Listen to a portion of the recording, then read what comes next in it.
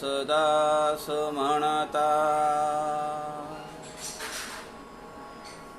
माते कशाचे भय, रामा जाईन ज्या स्थळी सुख घना, होईल तेथे जय. रामाया भुवनात्रयी तुझ विना, नाही दुजा तारक. रामालार्थ पूर्ण करीशी, तू तात मी बालक.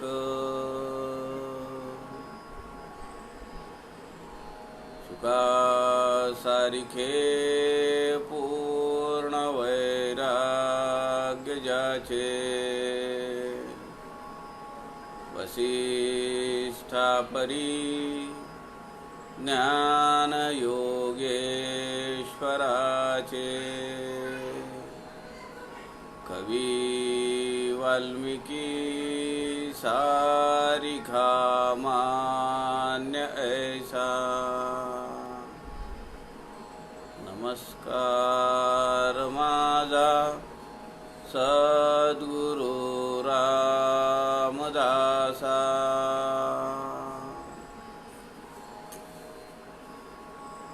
मला वाटते अंतरी त्वा वसावे, तुझ्या दासबोधासी त्वा बोधवावे. अपत्यापरी पाजवी प्रेमरसा, महाराजया सद्गुरु रामदासा. जय जय रघुवीर समर्थ, सब संतन की जय.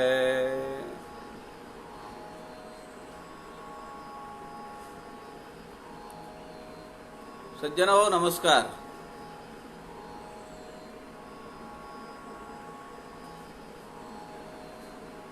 सध्याच्या या कोरोना संसर्गाच्या पार्श्वभूमीवर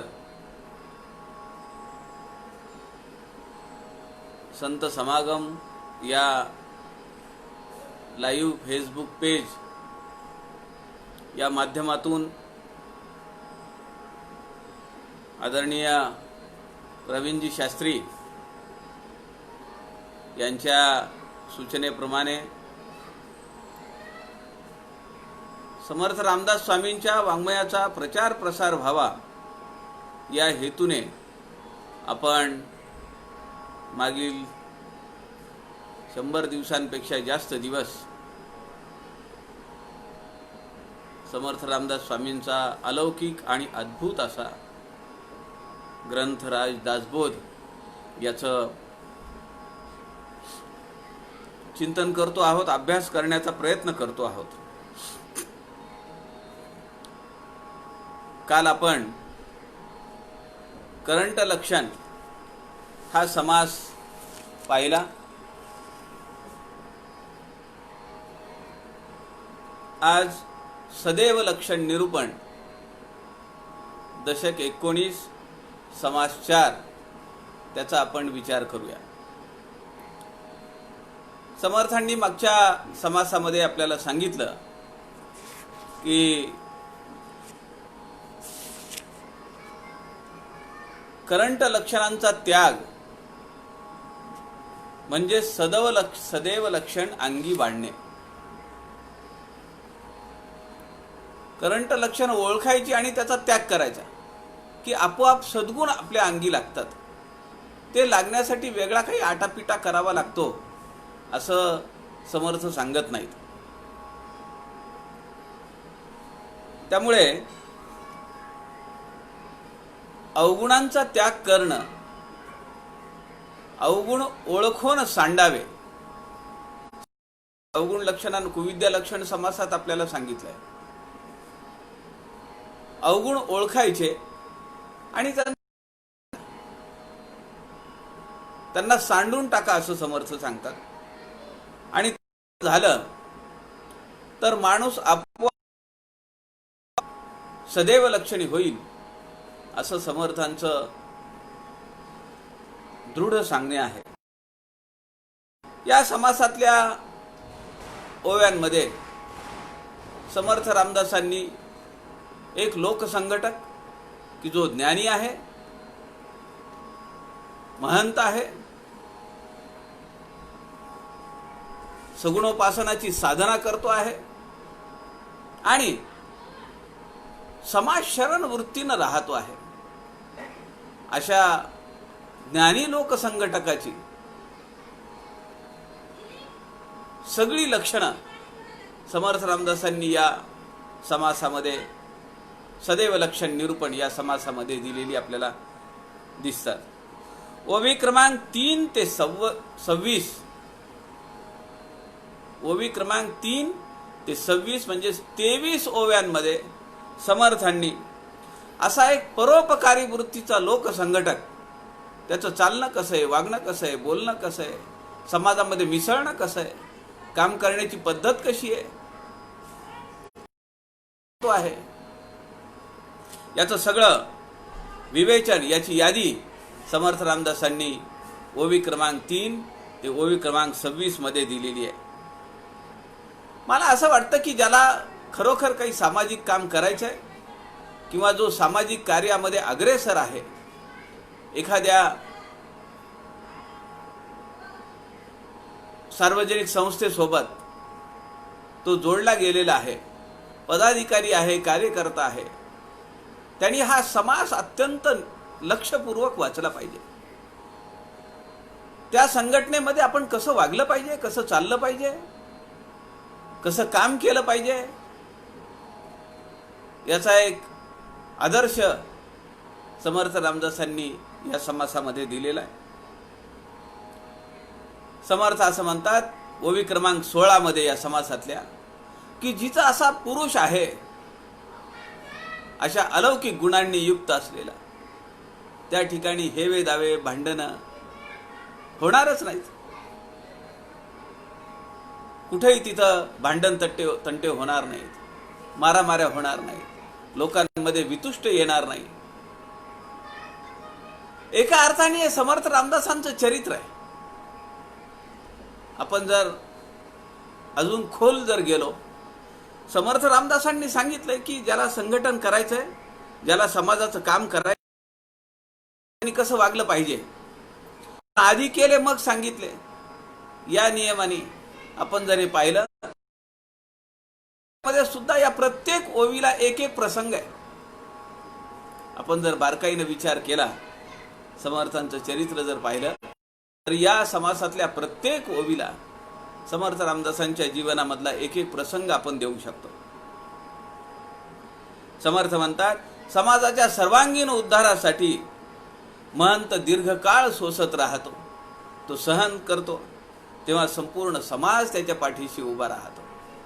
आणि लोकनेतृत्व करणारा लोकमान्य लोकनेता असा संत वृत्तीचा माणूस की जो लोकनेतृत्व ज्याला मान्य आहे, लोकांनी त्याचं नेतृत्व मान्य केलेलं आहे. अमानी मानदो मान्यो लोकस्वामी त्रिलोकथृक, विष्णू सहस्रनामामध्ये श्लोक आहे की ज्याला मान लागत नाही, जो दुसऱ्यांना मान देतो. अमानी मानदो, जो दुसऱ्यांना मान देतो, ज्याला मान लागत नाही, अमानी. अमानी मानदो मान्यो, असाच माणूस, असाच पुढारी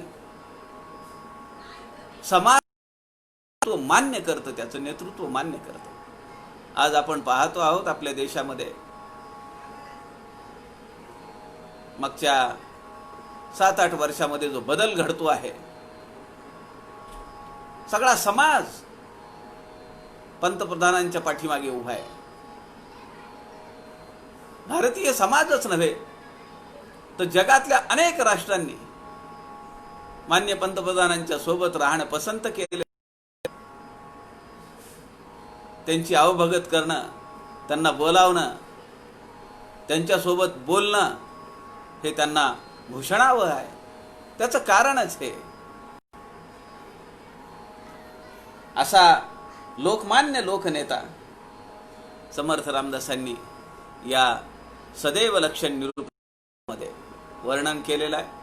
त्यातल्या या समासातल्या काही ओव्या आपण त्याचं चिंतन करूया. खरं तर हा जो सदैव लक्षण समास आहे, या समासामध्ये भाग्यवंत पुरुषाची जी लक्षण समर्थ रामदासांनी सांगितली, त्यामध्ये मुख्यतः 7 गुण वारंवार आलेले आपल्याला आढळतात. 7 गुणांचा उल्लेख या समासामध्ये वारंवार झालेला आहे. त्यातला पहिला जो गुण आहे तो आहे की अशा लोकनेतृत्वाच्या ठाई त्याच्या जिव्हेवर त्याची वाणी जी आहे तर ती अत्यंत मृदू आहे, ती मितभाषी आहे, गोड बोलणारा आहे, कुणाला दुखवत नाही आपल्या बोलण्यातून, तो सर्वांचे अंतर राखतो. दुसरा गुण आहे, तो कुणालाही दुखवत नाही. नंबर 3, त्याच्या अंगी नम्रता आहे. आपण पाहिलं पंतप्रधानांची शपथ घेतल्यानंतर, मी पंतप्रधान नाहीये तर मी या देशाचा प्रधान सेवक आहे म्हणून त्या संसदेच्या बाहेर डोकं टेकवून पहिल्या पायरीवर मान्य पंतप्रधानांनी नमस्कार केला. आत्ता मंदिराचं निर्माण करण्यासाठी जो पायाभरणीचा शिलान्यासाचा कार्यक्रम झाला, तिथेही त्यांनी अनन्य शरणागत भावाने नमस्कार केलेला. त्यांचा हात कंप पावत होता संकल्प सोडताना. आपण सगळे साक्षीदार आहेत या घटनेचे. नम्रता. चौथा जो गुण आहे तो निस्वार्थीपणा. किती नम्रता होती हो त्या. आपण पाहिलं ती सगळी परिक्रमा करत असताना उत्तर प्रदेशचे मुख्यमंत्री माननीय योगी आदित्यनाथ किती अंतर राखून होते. खरं तर दोघेही संघ स्वयंसेवक, दोघेही ब्रह्मचारी, दोघांनीही राष्ट्रासाठी आपलं सर्वस्व जीवन समर्पित केलेलं,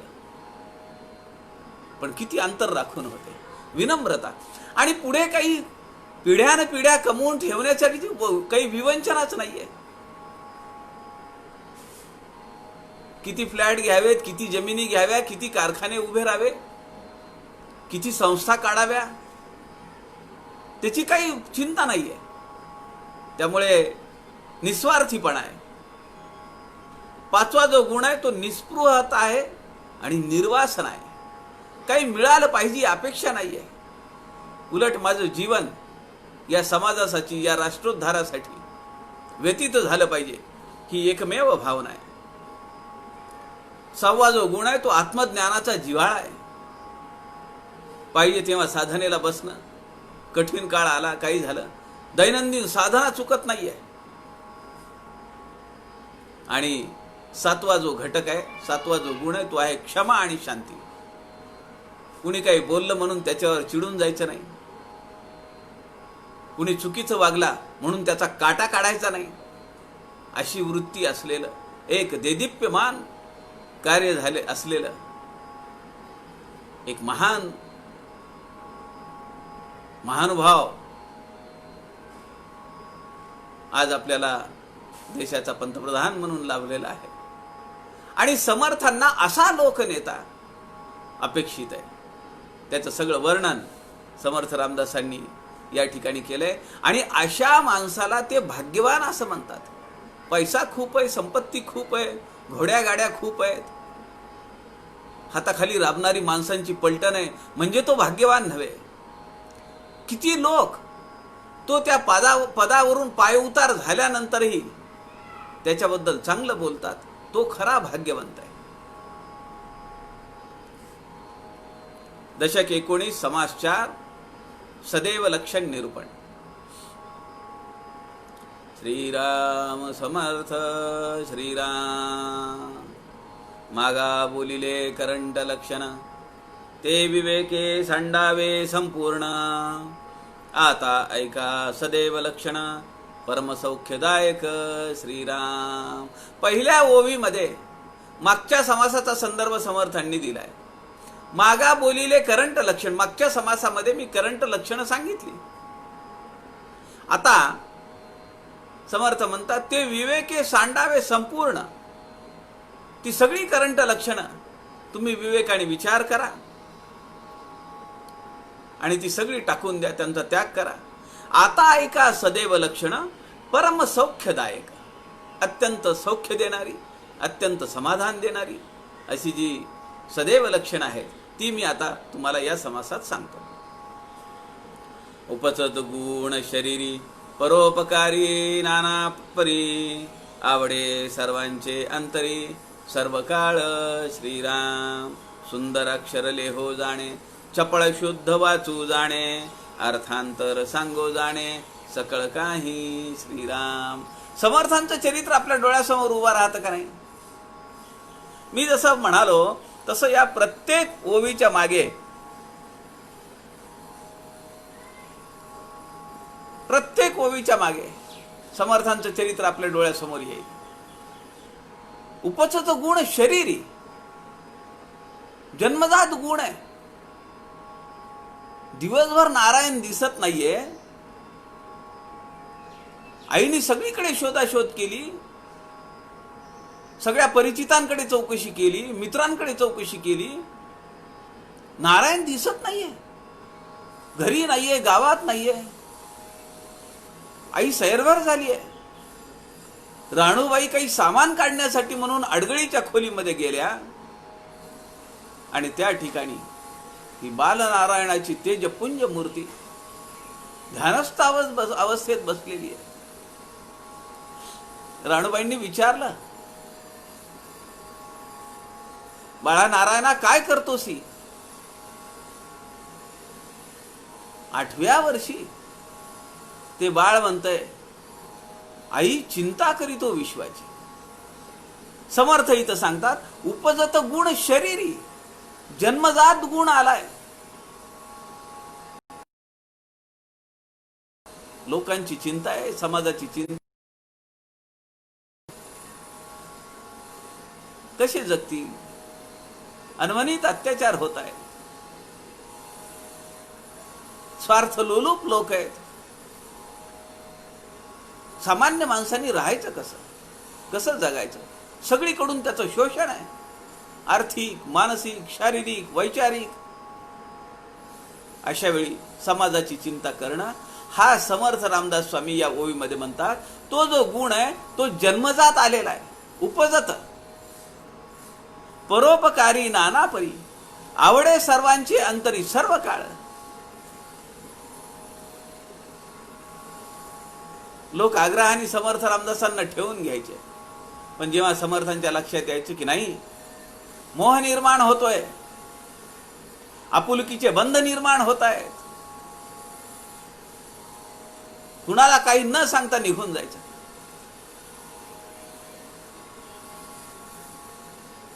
सुंदर अक्षर लेहो जाणे, चपळ शुद्ध वाचू जाणे, अर्थांतर सांगू जाणे, सकळ काही श्रीराम. आपण पाहिलं लेखन क्रिया निरूपणामध्ये फार त्यावर बोलण्याची गरज नाहीये. किती अक्षर सुंदर काढायचं.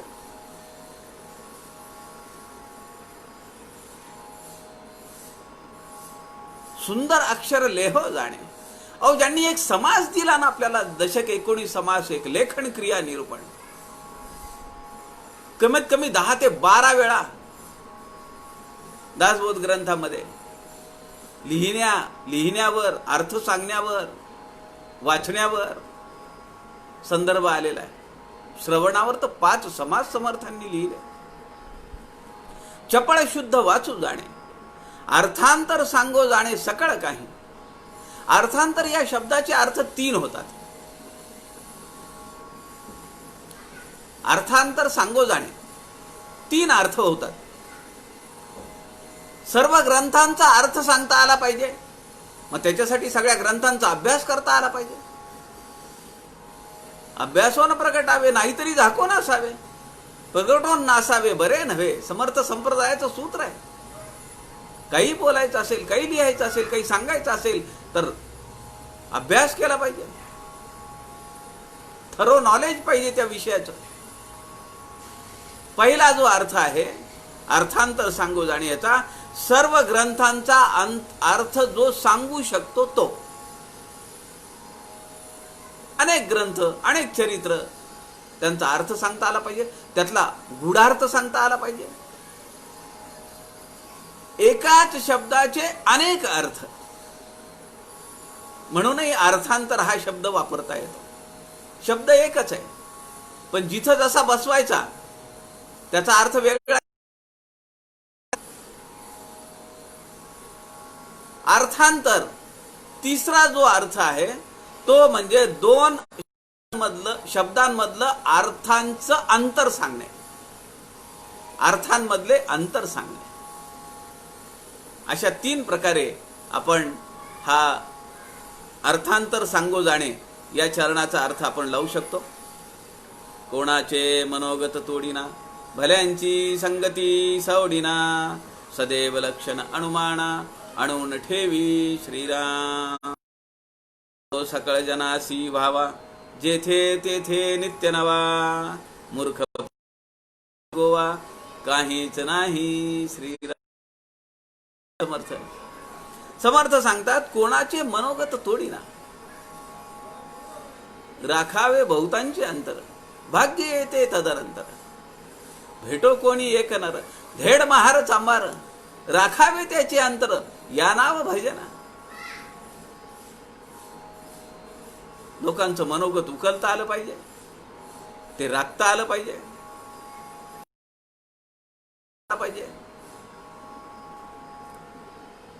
जे त्यांच्या भल्याचं आहे ते त्यांना पटवून देता आलं पाहिजे. जे त्यांच्या आयुष्यासाठी, त्यांच्या जीवनासाठी घातक आहे ते बदलता आलं पाहिजे. भले मग त्यामध्ये त्यांचा विरोध असला तरी. सीए कशासाठी लोक बसले होते ना उपोषणाला, विरोधासाठी विरोध.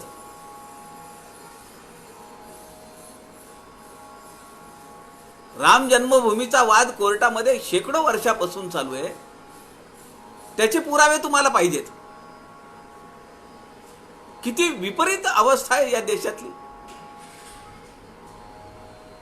राम जन्मभूमी ही आहे का यासाठी तुम्ही एका बाजूनी पुरावे मागता, मग दुसऱ्या बाजूनी या देशात राहण्यासाठी तुमच्याकडे पुरावा असला पाहिजे असं म्हणणं ह्याच्यात काय चुकीचं आहे? काय वावगं? रामाचे पुरावे मागायला लाज शरम वाटत नाही, मग आपण माझा पुरावा दाखवायला काय लाज आहे? त्याच्यासाठी उपोषणाला बसावं लागतं का शाहीन बागेमध्ये?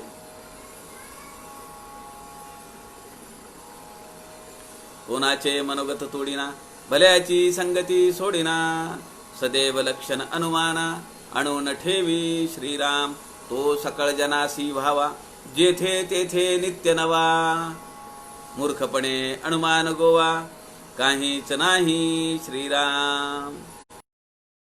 मूर्खपणातून संशयाचा गोंधळ, मूर्खपणे अनुमान गोवा. अनुमान म्हणजे संशय, भ्रम, चिंता, प्रश्न, डायलेमा.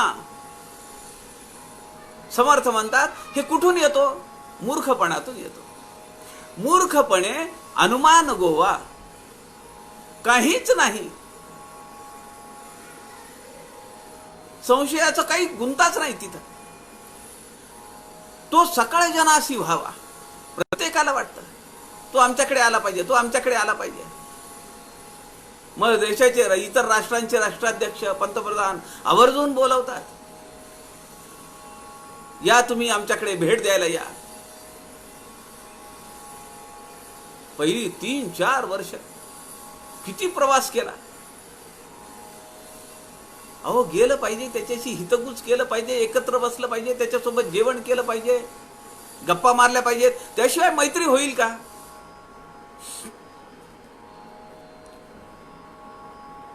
नाना उत्तम गुण सत्पात्र, तेची मनुष्य जगमित्र, प्रगट कीर्ती स्वतंत्र, पराध नाही, पराधीन नाही. कशासाठी? कीर्तीसाठी.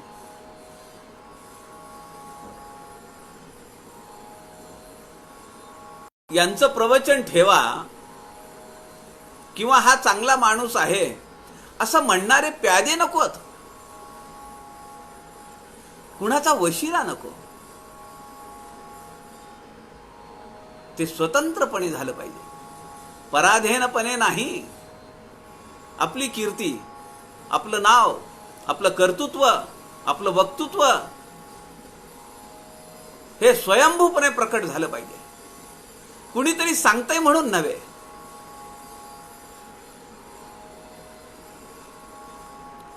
नाना उत्तम गुण सत्पात्र, असा माणूस जगामध्ये मित्र होतो, जगाचा दोस्त होतो, जगाचा फ्रेंड होतो.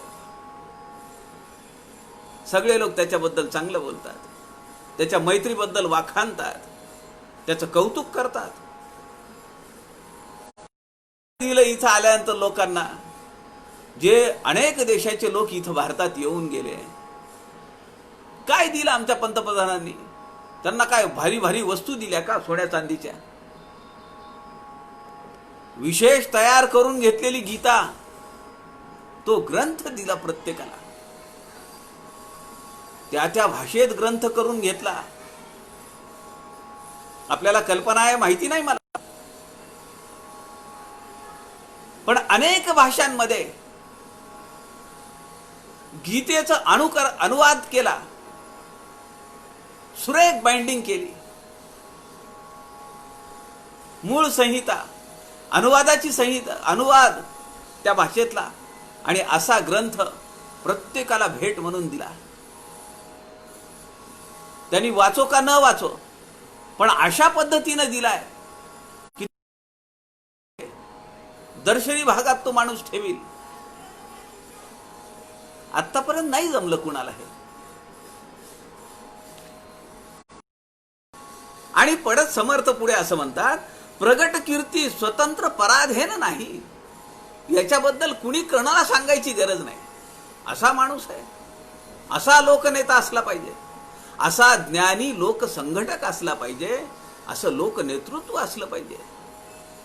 हे नेतृत्व समर्थ रामदासांना अपेक्षित आहे.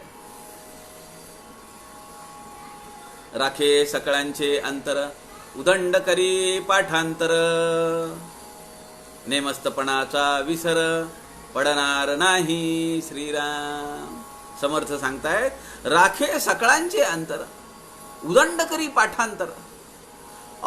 एकही भाषण, आता तुम्ही म्हणाल की तुम्ही मोदी स्तवन आज लावलंय का? तसं नाहीये, पण येतंय ना समोर ते. मी काही ठरवून बोलत नाहीये किंवा काही त्याच्यासाठी उदाहरणं काढून ठेवली आहेत अशातला भाग पण नाहीये. आम्हाला काय माहिती होतं 26 जानेवारी 15 ऑगस्ट आणि 26 जानेवारीचं भाषण ते बंद काचेमध्ये मख्ख चेहऱ्याने पानाच्या पानं उलटावीत आणि निबंध वाचावा. चेहऱ्यावर कुठलाही भाव नाही, चढ उतार नाही, शब्दांची चपकल अरेंजमेंट नाही, नुसतं वाचन करावं आणि ते भाषण. सवय लागली होती आम्हाला. पण मागच्या 5-7 वर्षापासून ते सगळंच बदललंय. पुढे सेफ्टीचा काच नाहीये, कागदाचं चिठोरं नाहीये. अहो काय उदाहरणं दिली आता शिलान्यासाच्या वेळी, किती उदाहरणं दिली, काय अनुप्रास साधलाय भाषणामध्ये. उदंड करी पाठांतर, नेमस्तपणाचा विसर पडणार नाही. नेटकेपणा, नेटके बोलणं, नीट राहणं, नीट वागणं, सगळं नेटकेपणाने, नीटच. नम्रपणे पुसो जाणे, नेमस्तार्थ सांगो जाणे, बोलायसे वर्तो जाणे, उत्तम क्रिया श्रीराम. म्हणजे एवढ्या उच्च पदस्थ माणसाने, देशाचा सगळ्यात मोठा माणूस, पण एखाद्या नर्सला फोन करावा, एखाद्या वॉर्ड बॉयला फोन करावा, कोरोनामध्ये तुम्ही किती काम करताय, मला तुमचा अभिमान आहे, काळजी घ्या, एखाद्या पोलिसाला फोन करावा, कशी आहे तब्येत आता घरच्या लोकांची, कोण एवढं विचारतो. कुणी लढाईमध्ये मारला गेला, आमचा बांधव सैनिक, त्याच्या घरी फोन करावा, त्याच्या मुलीला मुलाला बोलावं. कुणाला जमलं हे एवढ्या वर्षामध्ये? का नाही कुणी केलं? सगळी माणसंच आहेत ना. किती दिनचर्या व्यस्त असताना सुद्धा आमच्या आयुष्यात आम्ही कधी असे प्रसंग पाहिले नाही. पण एवढ्या व्यस्ततेमध्ये सुद्धा फोन करायचा, विचारायचं, नम्रपणे पुसो जाणे, नेमस्त अर्थ सांगो जाणे, बोला ऐसे वर्तो जाणे, उत्तम क्रिया. जे जे वचन दिलेलं आहे, जाहीरनामा, वचननामा, निवडणुकीत, ते सगळं पूर्ण करण्याची कटिबद्धता आहे. बोला ऐसे वर्तो जाणे. जो मानला बहुतासी, कोणी बोलो न शके त्यासी, धगधगीत पुण्यराशी, महापुरुष श्रीराम. समर्थ म्हणतात, जो मानला बहुताशी, अनेक जणांनी त्याचं नेतृत्व मान्य केलंय, त्याच्या विरुद्ध कोण बोलणार आहे? मी आपल्याला मागे सांगितलं की समर्थांच्या थोरल्या बंधूंनी पत्र पाठवलं. म्हणले लहान बंधू ते आता रामदास स्वामी झालेले आहेत, त्यांचे मठ उभा राहिलेले आहेत, आणि मठांमध्ये महिला शिष्य आहेत. श्रेष्ठांचं पत्र आलं, प्रखर वैराग्य राखता आलं पाहिजे. समर्थ रामदासांनी उत्तर दिलेले आपण पाहिलं.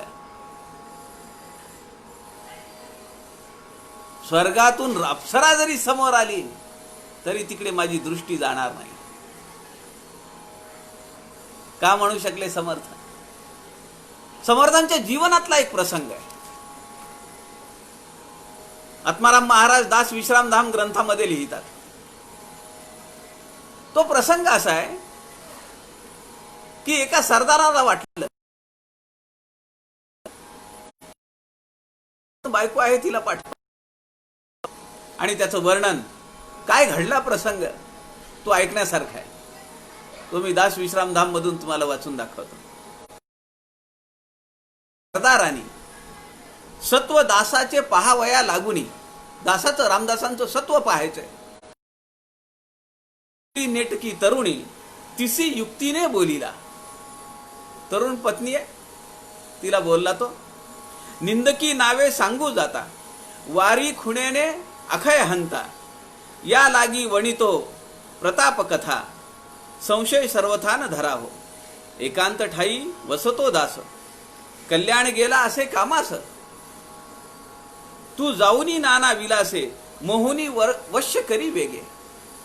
कल्याण तिथं नाहीयेत, ते काही कामासाठी बाहेर गेलेले आहेत, एकटे रामदास स्वामी बसलेले आहेत. तू जा आणि तुझ्या अनेक विलासांनी कळाकुसरी, नेत्र पालवी, कर पालवी, त्या सगळ्या युक्त्या तू योज आणि तू त्यांना वश कर. कल्याण गेला असे कामास, तू जाऊनी नाना विलासे, मोहुनी वश्य करी वेगी. सहज पुरुषाचे चंचळ मना, यद्यपि झोंबता न करी अनुमान, बहुकाळ तपाचे येईल पुण्य, सेवा हे घडली जाणीजे. चंचळ न होता धरितील धैर्य, तरी शिष्य होऊन धरू पाय. तू जाऊन ये, वश होतात का पहा, आणि ते जर निश्चळ राहिले तर आपण दोघेही जण जाऊन त्यांचे पाय धरू आणि आपण त्यांचे अनुग्रह घेऊ. ऐसे ऐकता तिने उपाय पिणगारुनिया निघाली. तिने शृंगार केला आणि ती निघाली. नवऱ्याने सांगितलंय.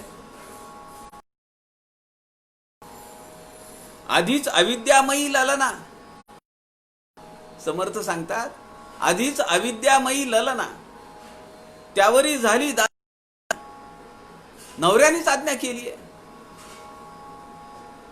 द्वाराबाहेरी निघता जाणा विपरीत केले तप हरीने. दाराच्या बाहेर पडली, मठापर्यंत पोचलीच नाही, समर्थांच्या समोर ती आलीच नाही.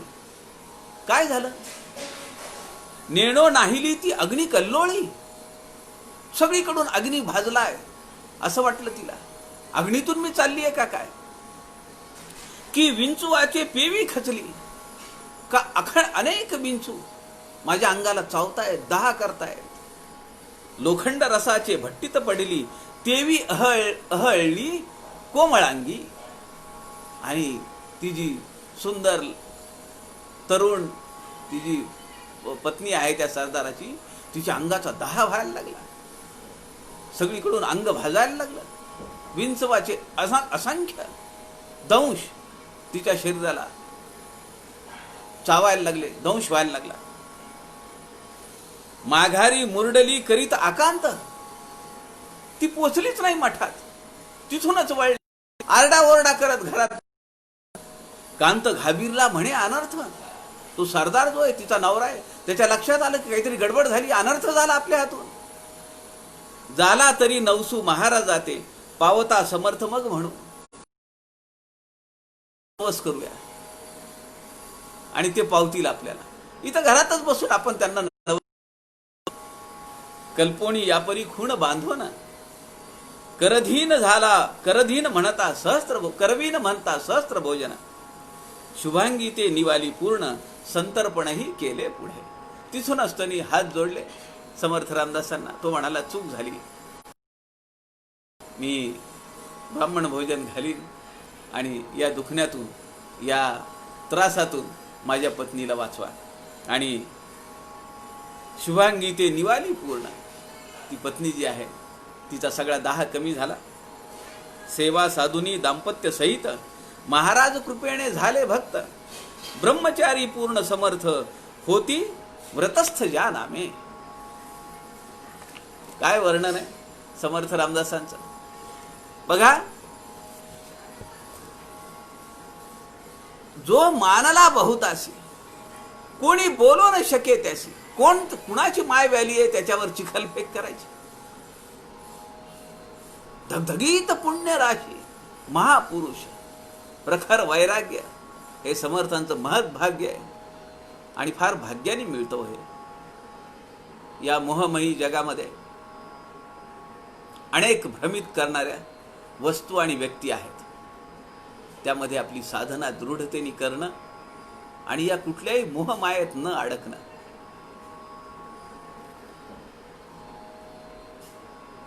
हे अत्यंत दुरापास्त आहे, पण कठीण नाहीये. परिश्रमाने, कष्टाने, सातत्याने, चिकाटीने, साधनेने ते साध्य होतं एवढं मात्र नक्की. स्वामी विवेकानंदांचे वडील गेले आणि त्यांना असं वाटायला लागलं की आपण तर चाललोय दक्षिणेश्वरी, पण आई आणि भावंड यांची काहीतरी जेवणापुरती व्यवस्था लागली पाहिजे. म्हणून ते ठाकूरांना म्हणाले की माझ्यासाठी तुम्ही मातेला एवढं मागा ना, माझ्यासाठी तुम्ही नाही मागणार का? ते म्हणाले अरे मी कधीही मातेला, काली मातेला, आईला मी काही मागितलंच नाही. पण एक लक्षात ठेव की तू फार चिंता करू नकोस. मी तुला शब्द देतो, काही बिघडणार नाही, सगळं व्यवस्थित होईल. संग्रह नाही होणार, पण भूक राहणार नाही, उपाशी पोटी झोपावं लागणार नाही. संध्याकाळी रामकृष्ण परमहंस शिष्य काही मंडळी बसलेली होती. बराच वेळ दोघंही एकमेकांच्या डोळ्यातून पाणी येत आहे. शिष्यांच्या लक्षात येईना काय प्रसंग आहे. दोघंही अबोल आहेत. किती वेळ झाला काही बोलत नाही कुणी. आणि तेवढ्यात रामकृष्ण परमहंस उभे राहिले.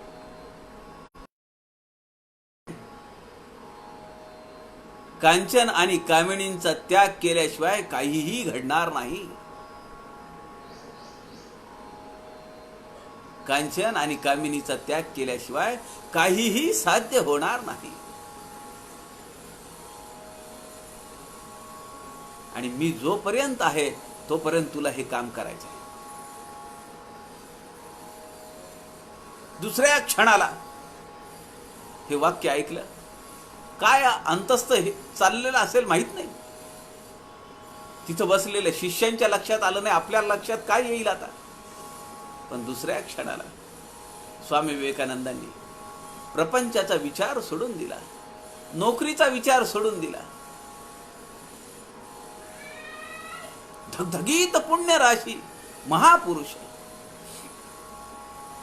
ही कथा सरदारांनी पत्नीला पाठवण्याची केलेली योजना समर्थांच्या कुठल्याही चरित्रात नाहीये. पण आत्माराम महाराजांनी दास विश्रामधाम या ग्रंथामध्ये दिलेली आहे. त्याला एक पद जोडलेलं आहे. आणि ही सगळ्या कथेचा भाग त्यामध्ये त्यांनी दिलेला आहे. तो परोपकार करिताच गेला, पाहिजे तो ज्याला त्याला, मग काय उणे तयाला, भूमंडळी श्रीराम. समर्थ ग्वाही देत आहेत.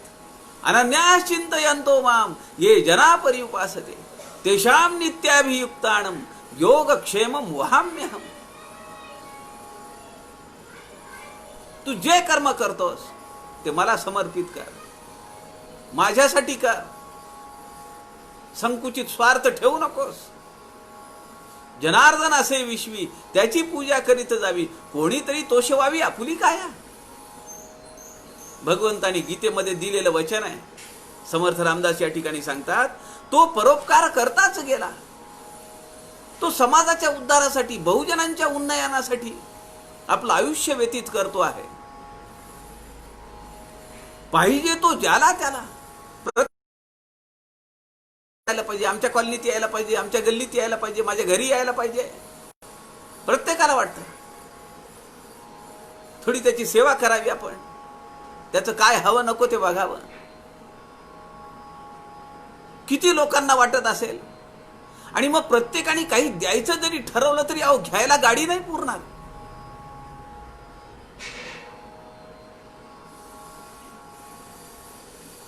आणि आपल्याला तर काही पाहिजेच नाही. गावे शिष्याशी आपणा मागे जगदीशाशी भजत जावे श्रीराम. ही एकमेव इच्छा आहे. काही पाहिजे नाही कुणाकडनं. पण समर्थ पुढे म्हणतात, मग काय उणे तयाला भूमंडळी. दोन अर्थ आहेत. अहो मंडळी, त्याला काय कमी पडणार आहे असा एक. आणि या जमिनी, या पृथ्वीवरची जी मंडळी आहेत, जी लोक आहेत, ती त्याला काहीही कमी पडू देणार नाहीत. जो समाजासाठी खस्ता खातो, जो समाजासाठी आपलं जीवन समर्पित करतो, त्याचा सगळा प्रपंच, त्याचं सगळं खाणं पिणं समाज बघतो. आणि बघितलं पाहिजे समाजाने. नाही तर मग कोण करणार. कारण अशा माणसाने स्वतःचा प्रपंच, व्यवसाय, नोकरी सगळं सोडून दिलेलं आहे. एकच ध्यास आहे, राष्ट्रोद्धार, समाजोद्धार. एकोहम बहुश्याम. मग काय उणे तयाला भूमंडळी. अहो मंडळी, त्या अशा माणसाला काय कमी पडणार आहे. किंवा भूमंडळीचं हे कर्तव्य आहे की ते त्याला काहीही कमी पडू देत नाहीत.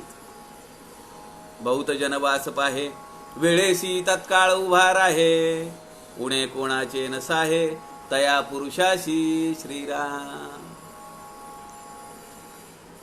काय आहे? दातृत्व खूप आहे, नाही दातृत्व कमी आहे. साधन संपत्ती खूप आहे.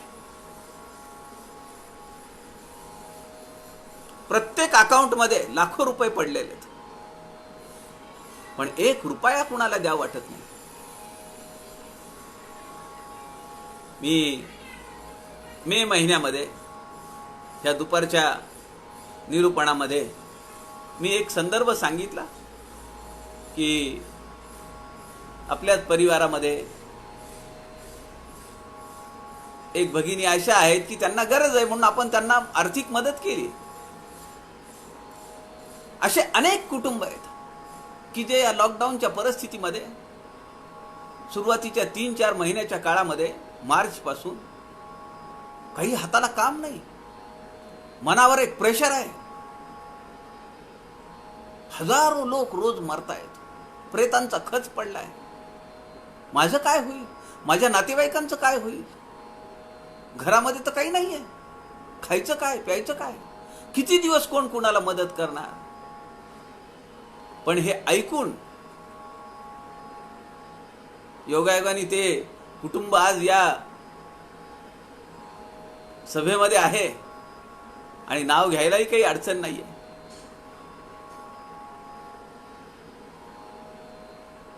श्री आणि सौ उटगी ते रोज ऐकतायत. त्यांचा मला एके दिवशी फोन आला.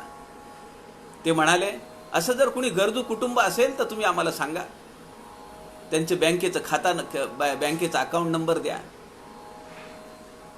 आम्हाला यथाशक्ती काय होईल ते आम्ही त्यांना आर्थिक मदत करू. कुणाला द्यावं वाटतं तो पैसे, पण हा भाव मनामध्ये असणं आणि त्यासाठी तत्पर होणं, द्यायची तयारी ठेवणं, ही भगवंताची कृपा आहे. त्याशिवाय मनामध्ये नाही येत असं. समर्थ म्हणतात, जो परोपकार करीतची गेला, पाहिजे तो ज्याला त्याला, मग काय उणे तयाला भूमंडळी, बहुत जन वास पाहे, वेळेसी तत्काळ उभा राहे. कुणाला गरज आहे, कशाची गरज आहे सांगा मला. आमच्याकडे अनेक कुटुंबांना काही दानशूर व्यक्तींनी 1 महिन्याचं गहू, तांदूळ, किराणा वस्तू अशा सगळं त्याचे किट करून ठेवले आणि ती किट, ते सगळं धान्य किराणा मालासह ते त्यांनी त्या गरजू लोकांपर्यंत पाठवलं. उणे कोणाचे नसाहे, कुणाला काही कमी पडतंय का? होत नाही, कारण परिस्थिती तशी आहे ना. त्याची इच्छा असूनही त्याला बाहेर जाता येत नाही, काम करता येत नाही. पण कुणाच्या मनात येणं आणि आपण काही मदत करणं हे अत्यंत भाग्यवंताचं लक्षण आहे, सदैव लक्षण आहे. असा माणूस भाग्य पुरुष आहे. समर्थ रामदास स्वामी सांगतायत, 14 विद्या 64 कळा, जाणे संगीत गायन कळा, आत्मविद्येचा जिवाळा, उदंड तेथे श्रीराम. अनेक विद्या त्याला येतात, अनेक कला त्याच्या अंगी आहेत. समर्थ म्हणतात का नाही, धन्य ते गायनी कळा, आलाप गोडी दे रे राम, धात माता दे रे राम, विमळ करणी दे रे राम, कोमळवाणी दे रे राम, प्रसंग तार्किकता दे रे राम, बहुजन मैत्री दे रे राम, मज ठावे न ते दे रे राम, तुझी आवडी दे रे राम, तुला जे जे आवडते रामा ते ते तुम्हाला सगळं दे. अशा अनेक कलागुणांनी मंडित असलेला हा ज्ञानी पुरुष तो भाग्यवान आहे, सदैव लक्षण आहे. सकळासी नम्र बोलणे, मनोगत राखोन चालणे, अखंड कोणी एकाचे उणे, पडोची नेदी श्रीराम. न्याय नीती भजन मर्यादा, काळ सार्थक करी सदा, दरिद्रपणा एकैची श्रीराम. उत्तम गुणे शृंगारला, तो बहुता उगवला, मार्तंड जैसा श्रीराम. काय वर्णन आहे बाई या भाग्य पुरुषाचं. समर्थ म्हणतात मार्तंड जैसा सूर्यासारखा उगवतो. तो आला, सूर्य येतो आहे म्हणल्याबरोबर अंधार पळून जातो. तो पाहत नाही आलाय का, आता निघा, नाही, तो येतोय. त्याचे दूत येऊन सांगतायत तो घरातून बाहेर पडलाय, तो येतो आहे. तोपर्यंत तिकडे अंधार लंपास होतो, निघून जातो. असा तो भाग्यवान पुरुष आहे की तो आल्याबरोबर जे दुर्गुण आहेत, जे दुर्जन आहेत, ते सगळे निघून जातात. सकळासी नम्र बोलणे, सगळ्यांना तो मितभाषी आहे, मृदुभाषी आहे. कुणालाही तो मन दुखावत नाही कुणाचं. मनोगत राखोण चालणे, राखावी बहुतांची अंतरे, भाग्य येते तदनंतरे. अखंड कोणी एकाचे उणे पडवणे दावे. न्यायनीती भजन मर्यादा, न्यायाने वागतो, नीतीने वागतो, भजन करतो, ज्ञानी आहे, ज्ञानोत्तर सगुणोपासना. समर्थ रामदासांनी शेवटच्या श्वासापर्यंत रामाचं भजन केलेलं आहे. किती वेळा रामाने दर्शन दिलं असेल, किती वेळा हनुमंतानी साक्षात समोर उभा राहून त्यांच्या हाताला धरून कुठं कुठं नेलं असेल. झालंय, मी ज्ञानी झालो, आता मला काही पूजा करायची गरज नाही, कुठलं स्तोत्र वाचायची गरज नाही, असं म्हणून चालेल का? काळ सार्थक करी सदा, दरिद्रपणाची आपदा तेथे कैची. उत्तम गुणे शृंगारला, तो बहुतामध्ये शोभला, उगवला मार्तंड जैसा. मला आठवतंय,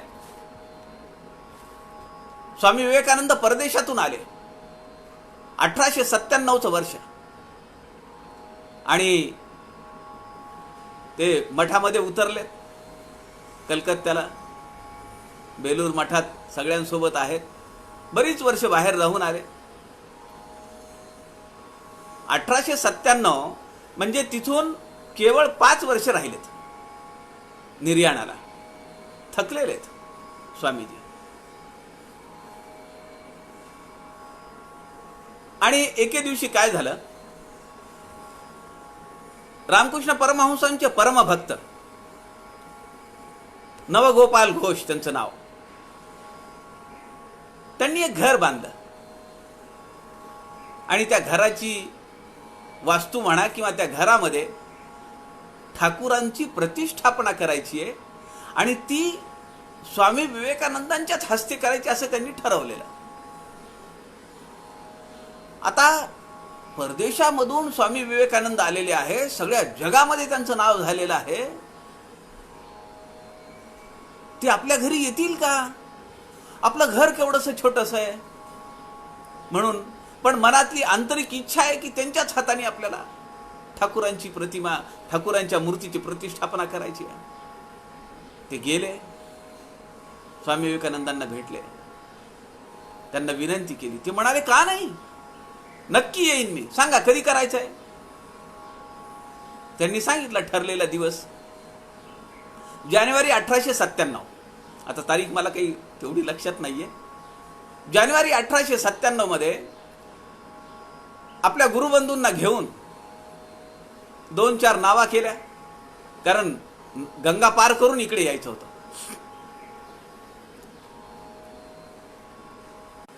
गंगा पार करून होड्यांमधून नावांमध्ये बसून ते 10-12 त्यांचे गुरुबंधू ते आले. स्वामी विवेकानंद आपल्या गावामध्ये येत आहेत, आणि काय तर नवगोपालांच्या घरी, नवगोपाल घोषांच्या घरी ठाकूरांची मूर्तीची प्रतिष्ठापना करण्यासाठी येणार आहेत. लोकांना अमाप उत्साह, ज्यांचं नाव आपण ऐकतो आहोत, जगामध्ये सर्वमान्य सर्वश्रुत झाले, येणार आहे. आपल्याला पाहता येईल का? त्यांना स्पर्श करता येईल का?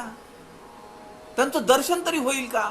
अशी लोकांची शेकडो लोक रस्त्याच्या दुतर्फा उभा आहेत.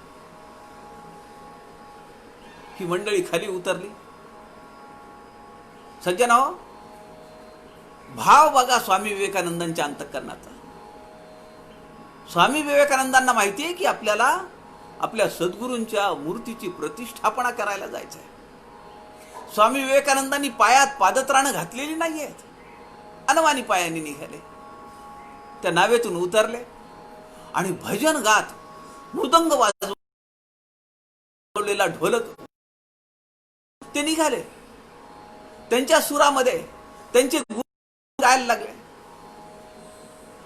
आता लोकांना समजेना की स्वामी विवेकानंद कुठे आहेत. हे तर सगळे ब्रह्मचारी त्यांचे शिष्य दिसत आहेत. मग कुणीतरी चौकशी केली, अहो ते स्वामी विवेकानंद कधी येणार आहेत. तर त्या शिष्यांपैकी कुणीतरी सांगितलं, अहो कोण, अहो हेच आहेत ना स्वामी विवेकानंद. आणि मग लोकांची रांग लागली दर्शन घेण्यासाठी. कुणी त्यांना स्पर्श करतंय, कुणी त्यांना बोलतंय, कुणी नमस्कार करतंय, कुणी काही भेटवस्तू देत आहे. स्वामी विवेकानंद त्यांच्या घरी आले, नवगोपाल घोषांच्या. आपला ओवी काय चालू आहे, सकळासी नम्र बोलणे, मनोगत राखोन चालणे, अखंड कोणी एकाचे उळे पडोची नेदी, न्यायनीती भजन मर्यादा, काळ सार्थक करी सदा, दरिद्रपणाची आपदा तेथे कैची, उत्तम गुण शृंगाराला, तो बहुतामध्ये शोभला, उगवला मार्तंड जैसा. ओव्यांमधला जो सार आहे तो या प्रसंगात आहे. स्वामी विवेकानंद आले, घरामध्ये गेले. त्या घरातल्या महिलांनी पाणी वगैरे दिलं, वारा घालतायत कुणी. आणि ते नवगोपाल घोष जे आहेत त्यांची पत्नी स्वामी विवेकानंदांना त्या देवघराच्या तिथे घेऊन गेली. ते देवघर, घर नवीन बांधलेले, ते जे देवघर आहे ते संगमरवरी दगडाचे आहे, पण घर छोटं आहे. ते घरही लहान आहे, जे घर बांधलेले तेही लहान आहे. त्यामध्ये छोटं देवघर आहे, पण ते संगमरवरी दगडाचे आहे. पहा प्रसंग कसा आहे, आपल्या डोळ्यासमोर आपण आणला पाहिजे. नवगोपाल घोषांची पत्नी स्वामी विवेकानंदांना सगळं सामान ते काढून दिलं. ती मूर्ती दाखवली ठाकूरांची. स्वामी विवेकानंदांनी मूर्ती हातात घेतली, त्या सगळ्या अंगावरून हात फिरवला. सद्गुरूंची सेवा करायला भाग्य लागतं. सगळे भाव उमाळून आले, अष्टसात्विक भाव जागृत झाले. स्वामी विवेकानंदांच्या डोळ्यातून घळ घळ घळ पाणी. नवगोपाल घोषांच्या पत्नीला असं वाटलं की छोटं घर आहे आणि या घरामध्ये काय प्रतिष्ठापना करायची, असं कदाचित नरेंद्राला स्वामी विवेकानंदांना वाटत असेल. म्हणून त्या म्हणाल्या, आमचं घर छोटं आहे, पण यांची इच्छा आहे की ठाकूरांची प्रतिष्ठापना व्हायला पाहिजे आणि ती तुमच्या हातून व्हायला पाहिजे. पण गोड मानून घ्या. असं त्या घोषांची पत्नी, नवगोपाल घोषांची पत्नी स्वामी विवेकानंदांना म्हणते. स्वामी विवेकानंदांचं उत्तर काय आपण लक्षात घेतलं पाहिजे. स्वामी विवेकानंद म्हणतात, अहो का नाही ठाकूर तुमच्याकडे राहणार. ऐकून घ्या नीट. स्वामी विवेकानंद म्हणतात, अहो का नाही ठाकूर तुमच्याकडे राहणार. तुमच्या रामकृष्ण परमहंसांच्या 14 पिढ्यांमध्ये तरी त्यांना संगमरवरी दगड पाहायला मिळालाय का. सकळासी नम्र बोलणे, मनोगत राखोन चालणे. ठाकूरांच्या 14 पिढ्यांमध्ये तरी संगमरवरी दगड पाहिलाय का. अहो त्यांचा जन्म कसा झाला.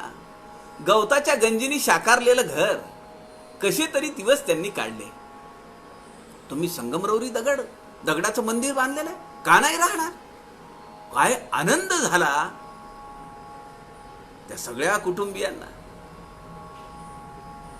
प्रगट प्रतापे उगवला मार्तंड जैसा. खूप आनंदित झाले ते सगळे लोक. यथासांग पूजा झाली आणि त्या ठिकाणी स्वामी विवेकानंदांनी जो श्लोक उद्धृत केला उत्स्फूर्तपणे, तो समर्थवर्ती सुनील दादा चिंचोळकर स्वामी विवेकानंदांच्या प्रवचनाच्या सुरुवातीला म्हणत असत. तो श्लोक असा आहे, स्थापकायच धर्मस्य सर्व धर्म स्वरूपिणे, स्थापकायच धर्मस्य सर्व धर्म स्वरूपिणे अवतार वरिष्ठाय रामकृष्णाय ते नमः. तो श्लोक स्वामी विवेकानंदांनी तिथं म्हणला. ठाकूरांची प्रतिष्ठापना झाली आणि दिवसभर एक वेगळा आनंद त्या सगळ्या कॉलनीमध्ये, सगळ्या गावामध्ये.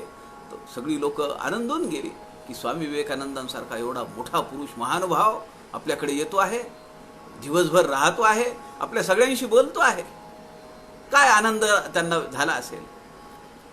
उत्तम गुणी शृंगारला, तो बहुतामध्ये शोभला, असं जे वर्णन केलेलं या तिन्ही ओव्यांचा सार या प्रसंगामध्ये आहे. अत्यंत हृदयद्रावक म्हणा, अष्टसात्विक भाव जागृत करणारा हा प्रसंग आहे. असा पुरुष समर्थ रामदासांना अपेक्षित आहे, असा लोकसंघटक समर्थ रामदासांना अपेक्षित आहे. जाणता पुरुष असेल जेथे, कळहो कैचा उठेल तेथे, उत्तम गुणा विशिरिते ते प्राणी करंटे श्रीराम. प्रपंची जाणे राजकारण, परमार्थी साकल्य विवरण, सर्वामध्ये उत्तम गुण त्याचा भोगता श्रीराम. समर्थ म्हणतात. आता हा जो पहिल्या चरणातला जो जाणे शब्द आहे, प्रपंची जाणे राजकारण, परमार्थी साकल्य विवरण, हा जाणे शब्द दोन्हीकडे वापरता आला पाहिजे. प्रपंची म्हणजे व्यवहारामध्ये, ऐहिक जीवनामध्ये ज्याला राजकारण समजतं त्याला जाणता आलं पाहिजे. नाही तर बावळटासारखं राहून कसं चालेल. वेश असावा बावळा परी अंतरी नाना कळा, असं समर्थ सांगतायत. बावळा वेश असला तर चालेल, माणूस बावळा असून चालेल का. मग कुणी येईल त्याला फसवून काढील, त्याचं ओरबाडून घेईल, असं होता कामा नये. समर्थ म्हणतात प्रपंची जाणे राजकारण, व्यवहारिक जीवनामध्ये राजकारण जाणता आलं पाहिजे. तसंच परमार्थी जाणे साकल्य विवरण,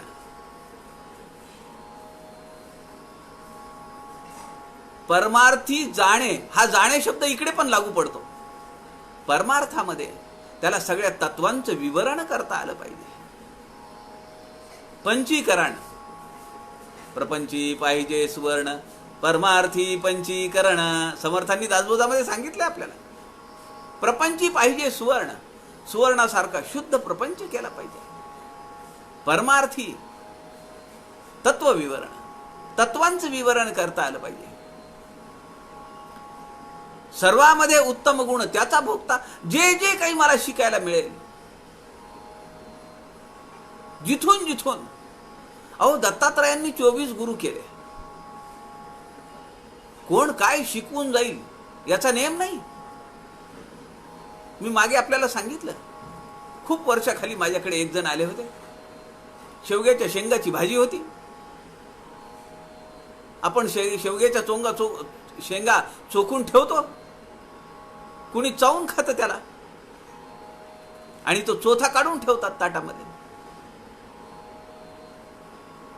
आणि त्यांनी जेवण झाल्यानंतर हात धुवायला जाताना लक्षातच आलं नाही केव्हा त्यांनी त्या ताटातल्या त्या शेवग्याच्या शेंगांचा चोथा आपल्या हातात उचलला आणि बाहेर डस्टबिन मध्ये टाकून दिला, कचऱ्याच्या डब्यात. नंतर माझ्या लक्षात आलं. मी त्यांना विचारलं, मी म्हणलं असं का केलं. तर त्यांनी मला सांगितलं, एक काम कर म्हणले, उद्या सगळ्यांची जेवण झाल्यानंतर ती ताटं उचलायचं काम कर. फक्त खरकट खाली जे पडलेलं असतं, शीतं पडलेली असतात, ती सगळी ताटामध्ये घे आणि सगळी ती ताटं बाहेर उचलून ठेव. एवढंच काम कर, म्हणजे तुझ्या लक्षात येईल. त्या दिवसापासून माझ्या आयुष्यात मी कधी असं चोखून चगळून ताटात ठेवलेलं मला आठवत नाही. कोण कसं शिकवून जाईल आपल्याला नेम नाही. आणि शिकत राहिलं पाहिजे माणसाने. जे जे उत्तम गुण ते सगळे आत्मसात करता आले पाहिजेत. म्हणून या ठिकाणी समर्थ म्हणतात, जो भाग्यवान माणूस आहे, जो सदैव लक्षण ज्याच्या अंगी बांधलेली आहेत, असा माणूस सर्वांमध्ये उत्तम गुण त्याचा भोगता. तो भोगताय कशाचा, काय काय गुण चांगला मिळेल तो सगळे तो आत्मसात करत राहतो आणि आपल्या जीवनामध्ये ते सगळे गुण सद्गुण अंगी बाणवण्याचा तो प्रयत्न करतो. अंतरासी लागेल ढका, ऐसी वर्तणूक करू नका, जेथे तेथे विवेका प्रगट करी श्रीराम. कर्मविधी, उपासनाविधी, ज्ञानविधी, वैराग्यविधी, विशाळ ज्ञातृत्वाची बुद्धी चळेल कैसी श्रीराम.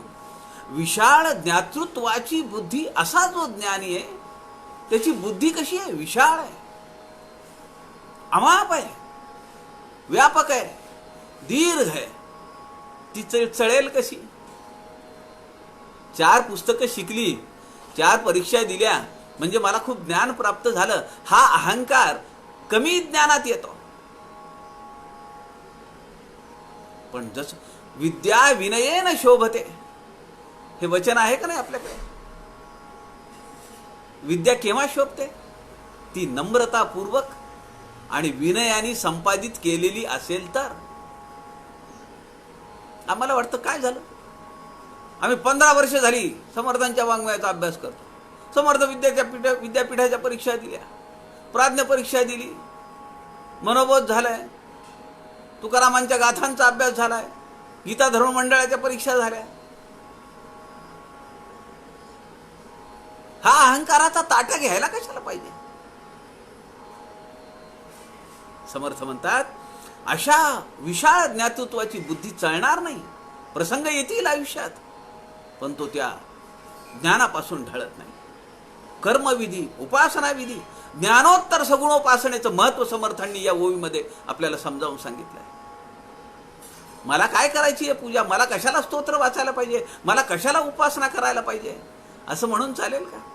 उपासना उपासना उपासकाशी सांगणं, सूचना समर्थांनी सांगितली.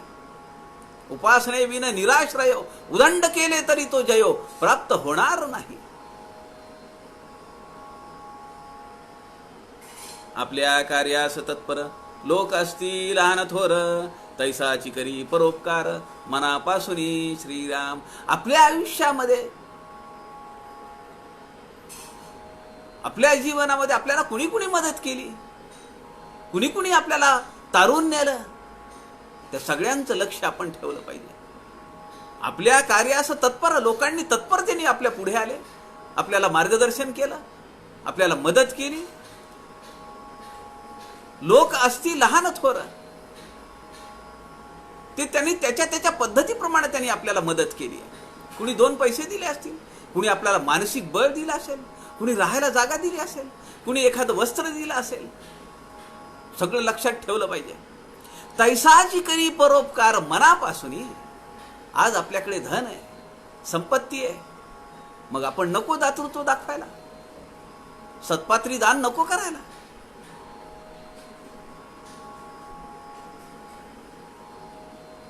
कसं मिळवलं पाहिजे धन, तुकाराम महाराज सांगतात, उत्तम व्यवहारे जोडून या धन. उत्तम व्यवहार केला पाहिजे, फसवणूक नसली पाहिजे, शोषण नसलं पाहिजे. कोरोनामध्ये काय चालू आहे, नुसतं शोषण आहे. लोकांना वाटतंय की आपल्याला ही संधीच उपलब्ध झाली आहे. आला माणूस, सर्दी झाली आहे, कोविड पॉझिटिव्ह, टाका तिकडे, भरा पैसे, पुन्हा तोंड बघायचं काम नाही. भयानक परिस्थिती आहे. उदंड मुले नाना परी, वडिलांचे मन अवघ्यावरी, तैसी अवघ्यांची चिंता करी महापुरुष श्रीराम. ज्याला लोकसंघटक व्हायचंय, ज्याला लोकसंग्रह करायचा आहे, ज्याला समाजाचा उद्धार करायचा आहे, 1 लाईफ 1 मिशन असं ज्यांनी व्रत आपल्या अंगीकारलेलं आहे, असा महापुरुषांनी समर्थ म्हणतात, उदंड मुले नानापरी. अनेक प्रकारचे कार्यकर्ते आहेत संघटनेमध्ये. काय सगळे एकच सारख्या एकाच पातळीवरचे असतात का? सगळेच गुणी आहेत का? एखादा अवगुणी पण असतो. पण त्याच्या गुणांकडे आपल्याला लक्ष दिलं पाहिजे. काय सुरेख संकल्पना, काय सुरेख दृष्टांत समर्थांनी या ओवीमध्ये आपल्याला दिलेला आहे. समर्थ म्हणतात, उदंड मुले नाना परी. खूप मुलं आहेत, वेगवेगळी मुलं आहेत, त्यांचे स्वभाव वेगळे आहेत. वडिलांचे मन अवघ्यावरी. बापाला वाटतं का याला घराच्या बाहेर हाकलून द्या, हा फार द्वाड पोरगा आहे, हा शाळेत जात नाही, द्या ह्याला हाकलून. बाप म्हणील का हो? तसं लोकसंघटकांनी असलं पाहिजे. त्याला संघटनेचा जो प्रमुख आहे त्यांनी असं वागलं पाहिजे. सगळ्यांना घेऊन चाललं पाहिजे, सगळ्यांवर प्रेम केलं पाहिजे. ठीक आहे, एखादा अवखळ आहे, त्याला समजावून सांगितलं पाहिजे एकांतात, 4 कार्यकर्त्यांच्या समोर नाही. त्याचं काय चुकतंय, कुठे विपरीत कार्य केलंय त्यांनी, ते त्याला समजावून सांगितलं पाहिजे. हे आपलं नाही चालत बरं का. आपल्याकडे आपली संघटना वेगळी आहे, आपली विचारधारा वेगळी आहे, आपलं तत्वज्ञान वेगळं आहे. इथं असं नाही चालणार. असला भ्रष्टाचार इथं नको. वडिलांचे मन अवघ्यावरी, तैसी अवघ्यांची चिंता करी महापुरुष. असा तो पुरुष राहत नाही, तो महापुरुष होतो. सगळ्यांची चिंता त्याला आहे, अवघ्यांची चिंता करी. एकाच देखोण सक्ती, एकाची पाठी राखीती, असं नाही होता कामा. एखाद्याने किती चांगलं काम केलं तरी त्याचा दुस्वास करायचा, आणि एखाद्याने किती चुका केल्या तरी त्याची पाठराखण करायची. समुद्र दृष्टी देखोण आपण, समुद्र ऐसी साठवण, तो सत्वगुण समर्थ सांगतात. पराव्याचे दोष गुण दृष्टीस देखे आपण, समुद्र ऐसी साठवण, तो सत्वगुण. कुणाचं काय चुकतंय, कुणाचं काय चुकतंय पाहायचं आहे.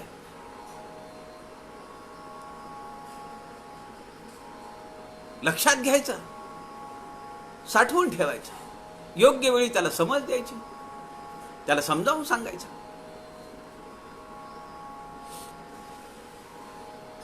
जयास कोणाचे सोसेना, तयाची निक्कांचन वासना. धिक्कारिल्या धिक्कारेना, तोची महापुरुष श्रीराम. त्याला कुठली वासना नाहीये, त्याला कुठलाही मोह नाहीये, त्याला कुठलं पद मिळवायचं नाही का. त्या पद मिळालंय, त्या पदातून त्याला काही आर्थिक लाभ घ्यायचा नाहीये. त्याचं एकच तत्व आहे, हा समाज पुढे आला पाहिजे, हा समाज शोषण मुक्त झाला पाहिजे. वैचारिक, शारीरिक, मानसिक कुठलंही शोषण त्याचं होता कामा नये. आणि तो माझ्या पंथामध्ये आला पाहिजे, माझ्या संप्रदायामध्ये आला पाहिजे. पारमार्थाची वाट त्यांनी चालली पाहिजे, बस. That's all. तेवढीच त्याची अपेक्षा आहे. मिथ्या शरीर निंदिले, तरी याचे काय गेले. ज्ञात्यासी आणि जिंतिले, दे बुद्धीने श्रीराम. हे अवघे अवलक्षण, ज्ञाता देही विलक्षण. काहीतरी उत्तम गुण, जनी दाखवावे श्रीराम. उत्तम गुणास मनुष्य वेधे, वाईट गुणासी प्राणी खेदे. तीक्ष्ण बुद्धी लोक साधे, काय जाणती श्रीराम. मिथ्या शरीर निंदले, पंचभूतात्मक शरीर आहे, हा देह कधीतरी सोडावा लागणार आहे. आणि सध्याच्या परिस्थितीत तर अत्यंत अनसर्टन्टी वाढली आहे.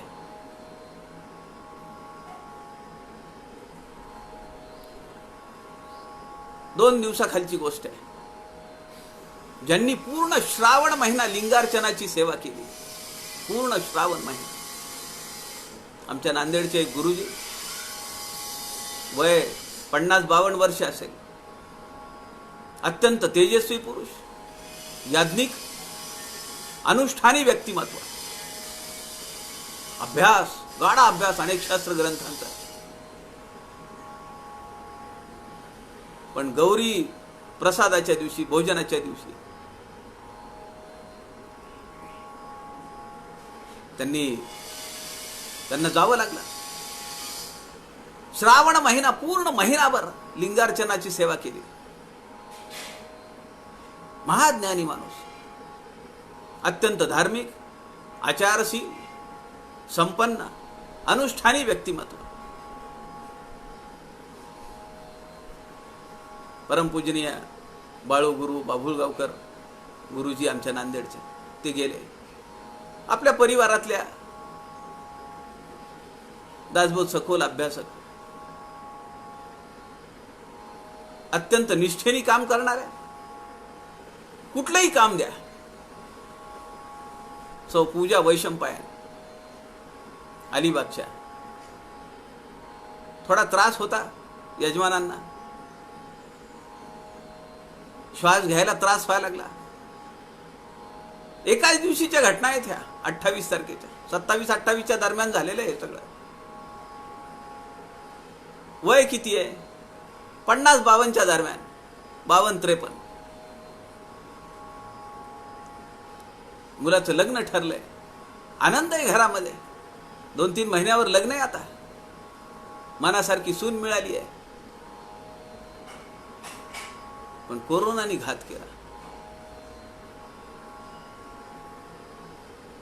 समर्थ म्हणतात, मिथ्या शरीर निंदले तरी याचे काय गेले, ज्ञात्यासी आणि जिंतीले देह बुद्धी.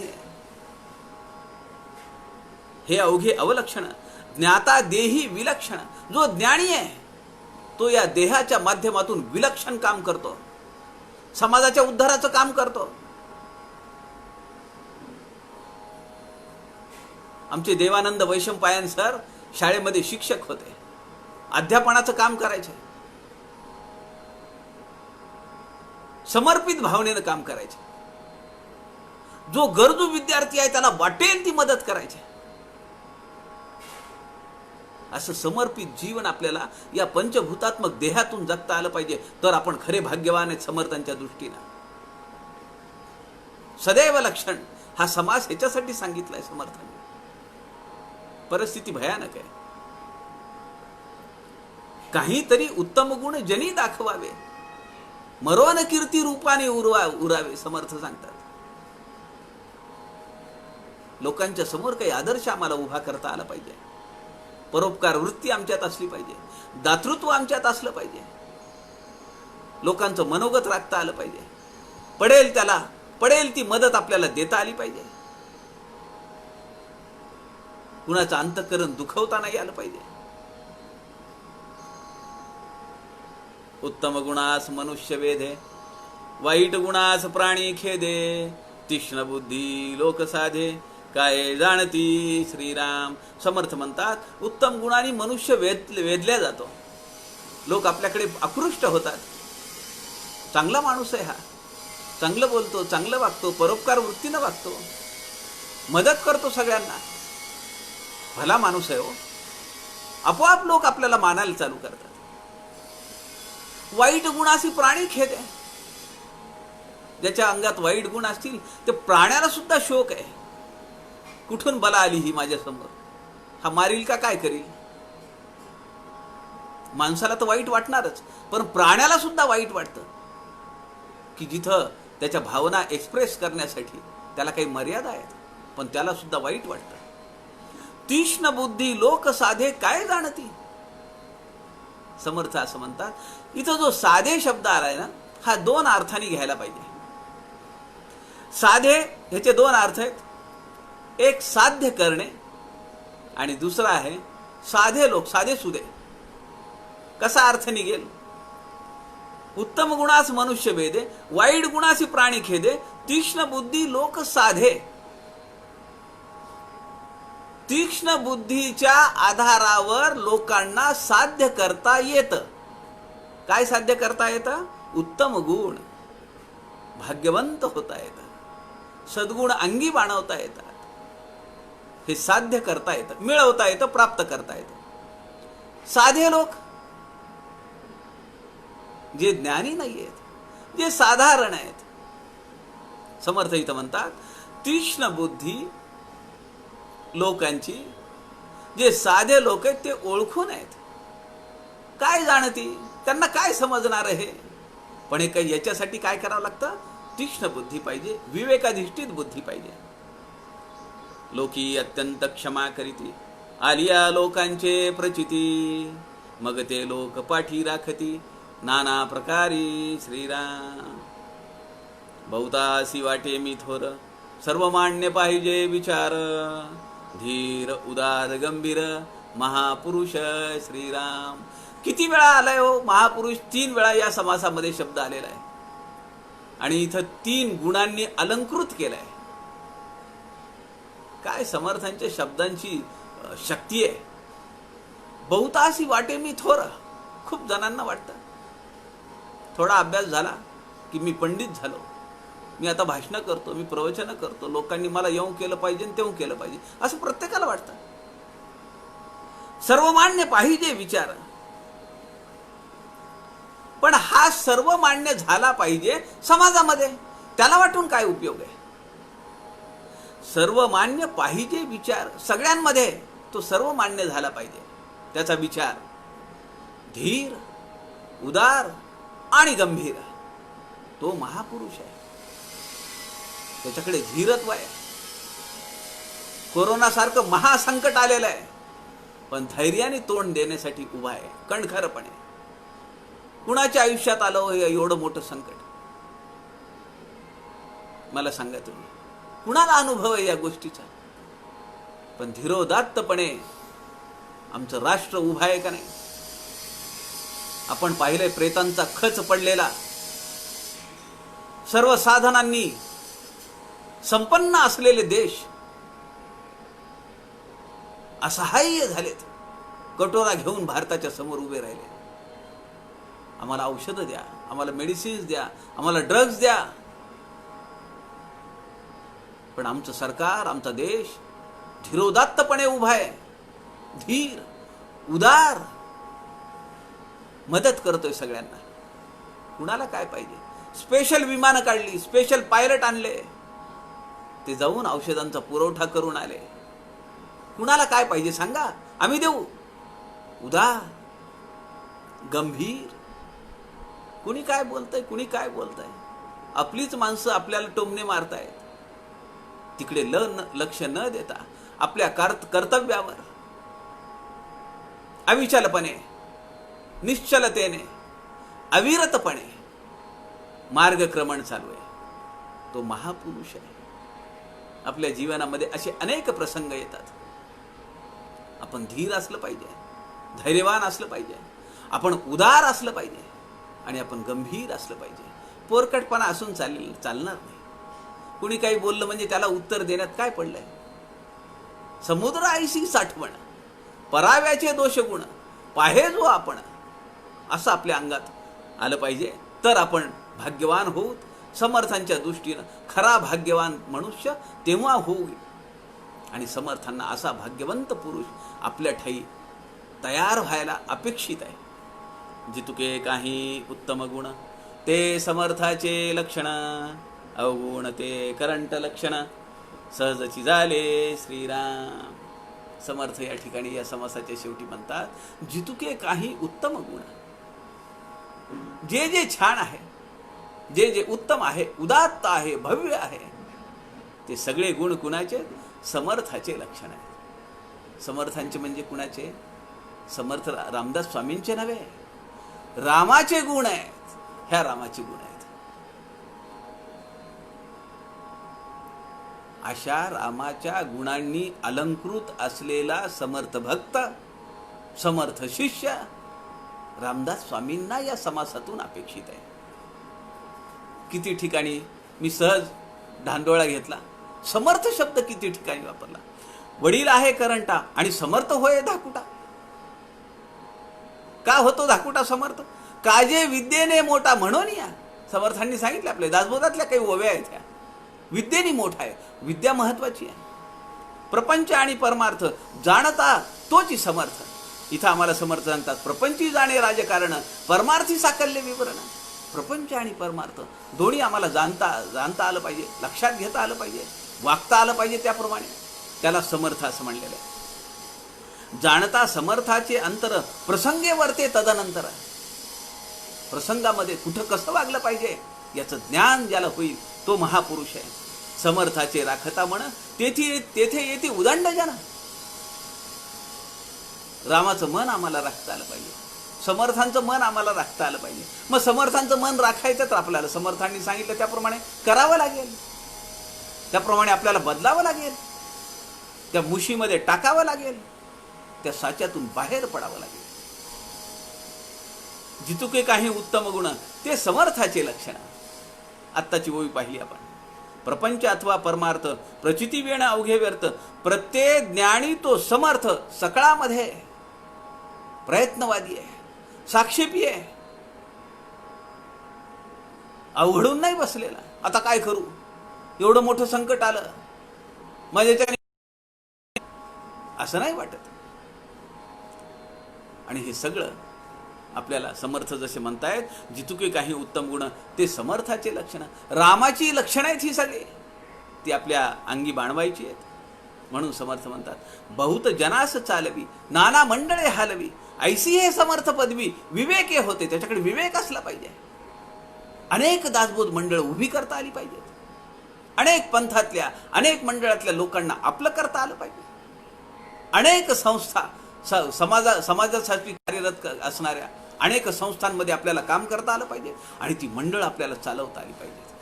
आपल्या विचारांनी प्रेरित करता आलं पाहिजे, भरून टाकता आलं पाहिजे.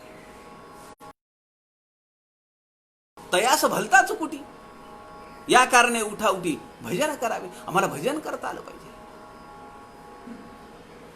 ज्ञानोत्तर सगुणोपासना करता आली पाहिजे.